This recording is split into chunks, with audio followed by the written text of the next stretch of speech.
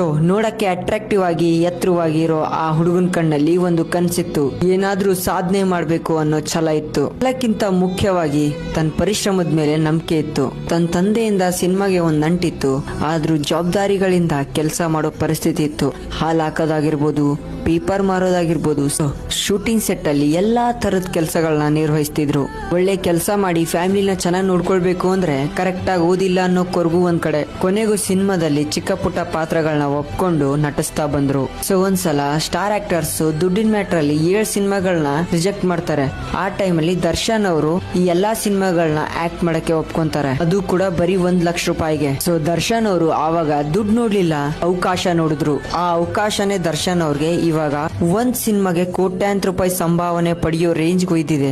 ಕನ್ನಡ ಇಂಡಸ್ಟ್ರಿಯಲ್ಲಿ ಯಾರಿಗೂ ಹೆದರ್ದೇ ಇರೋ ಹೀರೋ ಅಂದ್ರೆ ಅದು ದರ್ಶನ್. ಅವ್ರು ಕೊಡೋ ಉತ್ತರಕ್ಕೆ ಮೀಡಿಯಾದವ್ರು ಪ್ರಶ್ನೆ ಕೇಳಕ್ಕೂ ಹೆದರ್ಬೇಕು. ಲಾಯಲ್ ಫ್ಯಾನ್ಸ್ ಅಂತ ಬಂದ್ರೆ RCB ಫಸ್ಟ್, ಸೆಕೆಂಡ್ ದರ್ಶನ್ ಅಭಿಮಾನಿಗಳೇ. ಏನಕ್ಕಪ್ಪ ಅಂದ್ರೆ ಯಾವ ಸಿಚುವೇಶನ್ ಅಲ್ಲೂ ಕೂಡ ದರ್ಶನ್ ಅವ್ರನ್ನ ಬಿಟ್ಕೊಡಲ್ಲ. ಸೊ ಕಷ್ಟ ಅನ್ನೋದು ಯಾವಾಗ ಹೆಂಗ್ ಬರುತ್ತೆ ಅಂತ ಯಾರಿಗೂ ಗೊತ್ತಿರಲ್ಲ.